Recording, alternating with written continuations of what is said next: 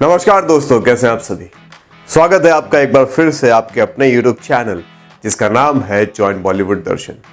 दोस्तों, जैसा मैंने आपसे कहा था कि अगर आपके मन में कोई भी सवाल है तो नीचे कमेंट सेक्शन में आप वीडियो के हमेशा वो शेयर करते रहिए ताकि मुझे जब भी मौका मिले मैं आपके लिए वीडियोस बनाता रहूं। आप लोगों ने बहुत सारे सवाल पूछे जिसमें से एक मुझे बहुत ही ऐसा कॉमन सवाल लगा जो हमेशा अधिकतर लोगों के मन में चलता रहता है कि मुंबई आने से पहले हमारी उम्र और हमारा एजुकेशन बैकग्राउंड क्या होना चाहिए। तो मैंने सोचा चलिए इस पर एक डिटेल्ड वीडियो बनाकर आपके साथ इंफॉर्मेशन शेयर करूं ताकि आज के बाद आपके दिमाग से ये कंफ्यूजन भी क्लियर हो जाए।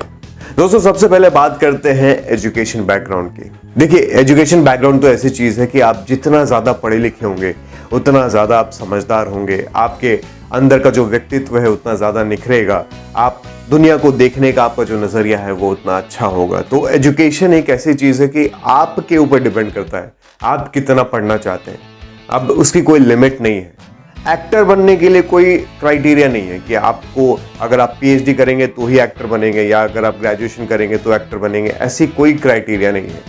ये डिपेंड करता है आपके ऊपर कि आप कितना पढ़ना चाहते हैं, आपका इंटरेस्ट कितना है। अगर आपको ऐसा लगता है कि नहीं मुझे बहुत ज़्यादा पढ़ाई करनी है और वो मेरे लिए अच्छी चीज़ है तो आप डेफिनेटली पढ़िए।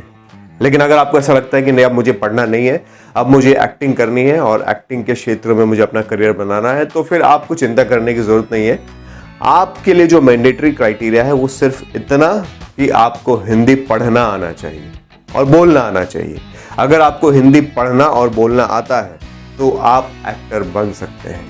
लेकिन जैसा कि मैंने आपको फिर से बताया, बहुत सारे ऐसे लोग हैं जो बहुत पढ़े लिखे हैं और बहुत सारी अपनी पूरी कंप्लीट एजुकेशन करने के बाद वो मुंबई आते हैं तो उनका व्यक्तित्व काफ़ी ज़्यादा बीइंग वो बहुत डेवलप्ड होते हैं, उनके सोचने का तरीका बहुत स्ट्रांग होता है एज कम्पेयर टू दोज जो बहुत कम पढ़े लिखे होते हैं या जिनको मौका नहीं मिलता लाइफ में। कोई फर्क नहीं पड़ता कि आपके पास डिग्री वाली एजुकेशन होनी चाहिए। एजुकेशन इन द सेंस आपका जो सिविक साइंस है वो स्ट्रांग होना चाहिए, आपकी मॉरल वैल्यू स्ट्रांग होनी चाहिए, आपके सोचने की शक्ति स्ट्रांग होनी चाहिए, आप दुनिया को अच्छे से समझ सको, परख सको, लोगों को ऑब्जर्व कर सको। अगर आपके पास इतनी एजुकेशन है, आपको पढ़ने लिखने का शौक है, नॉवेल्स पढ़ते हैं, आप कहानियाँ पढ़ते हैं, आप फिल्में देखते हैं, आप लोगों को ऑब्जर्व करते हैं, अगर ये बेसिक नॉलेज आपके पास है और साथ ही आपको ऐसा लगता है कि आप स्किल्ड हैं अपने जो प्रोफेशन में आप जाना चाहते हैं, आपको एक्टिंग की समझ है, एक्टिंग की नॉलेज है, आप एक्टिंग कर पाते हैं, तो डेफिनेटली आप इंडस्ट्री में आइए, फिर ये इंडस्ट्री आपके लिए है।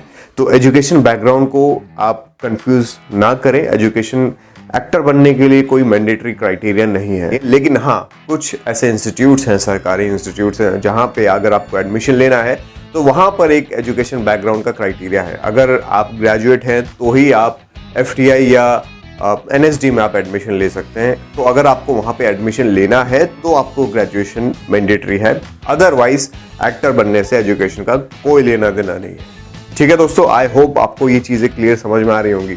दूसरी चीज़ की हम बात करते हैं वो है एज क्राइटेरिया। देखिए, एज क्राइटेरिया इस इंडस्ट्री में हो ही नहीं सकता क्योंकि ये एंटरटेनमेंट इंडस्ट्री है। यहाँ पर हर एज ग्रुप के एक्टर की ज़रूरत है, चाहे वो 5 साल का है या 50 साल का है या 70 साल का है। जो 70 साल के एज ग्रुप वाला काम है वो 5 साल वाला नहीं कर सकता और जो 5 साल वाला काम है वो 70 साल वाला नहीं कर सकता। तो हर एज ग्रुप के एक्टर की यहाँ पर ज़रूरत है।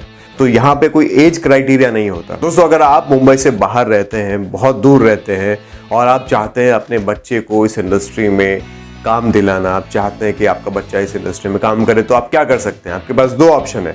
जैसे कि मैंने आपको बताया, हमारा जो व्हाट्सएप ग्रुप है उसमें आप जुड़ सकते हैं, वहाँ पे आपको कास्टिंग की डिटेल्स मिलती रहती है। एक तो तरीका ये है। दूसरा तरीका और भी है कि आप चाहें तो वहाँ से शिफ्ट हो सकते हैं कुछ वक्त के लिए, 6 महीना, 7 महीना, 8 महीना, डिपेंड करता है आपके ऊपर। यहाँ पर आके शिफ्ट होकर के अपने बच्चे को जगह जगह लेकर जाएं, लोगों से मिले, प्रोडक्शन हाउसेस में आप विजिट करें। और अगर आप ऐसा करते हैं, बाय चांस अगर आपके बच्चे का कहीं भी लुक मैच करता है या उस वक्त वहाँ पर कोई रिक्वायरमेंट है जहाँ पे आपका बच्चा फिट हो रहा है, तो वो डेफिनेटली बच्चे को काम मिल जाएगा। तो ये 2 क्राइटेरिया हैं, अगर आप चाहें तो इस तरीके से अपने बच्चे को काम दिलवा सकते हैं इंडस्ट्री में। और जैसा कि मैंने आपको बताया कि इससे कोई फर्क नहीं पड़ता आज के टाइम पे कि आप मुंबई में हैं या नहीं। अगर आप मुंबई से बाहर भी हैं तो भी आपको चिंता करने की जरूरत नहीं है, आप अपने घर से बैठे बैठे ऑडिशंस के लिए अप्लाई कर सकते हैं। लेकिन अगर आपने अपना माइंडसेट बना लिया है मुंबई आने का, तो आप इफेक्टिव तरीके से कॉस्ट कटिंग करके जितना समझदारी से आप मुंबई आके काम करेंगे वो आपके लिए ज्यादा बेहतर होगा। ना तो कोई एजुकेशन बैकग्राउंड की लिमिटेशन है, ना कोई एज क्राइटेरिया की लिमिटेशन है। आपकी एक ही शर्त है, बस आपको एक्टिंग आनी चाहिए, आपके पास एक्टिंग की एजुकेशन हो, आपने कहीं से ट्रेनिंग किया है। क्योंकि यहां पर तो सीधा आपको कैमरे के सामने खड़ा कर दिया जाएगा और बोला जाएगा कि एक्शन।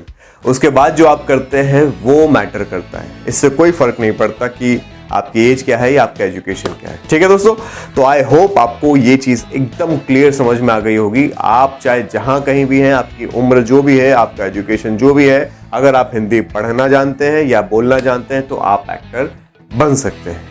अगर आपके मन में भी इस तरह के कोई सवाल आते हैं जो आप मुझसे पूछना चाहते हैं, एक वर्किंग एक्टर से पूछना चाहते हैं, तो तुरंत इस वीडियो के नीचे जो कमेंट सेक्शन है वहां पर अपना कमेंट टाइप कर दें। मैं डेफिनेटली आपके लिए एक वीडियो बनाऊंगा और इंफॉर्मेशन आपके साथ शेयर करूंगा। मिलते हैं बहुत जल्द आपसे अपनी अगली वीडियो में। तब तक आप सब अपना ख्याल रखिएगा।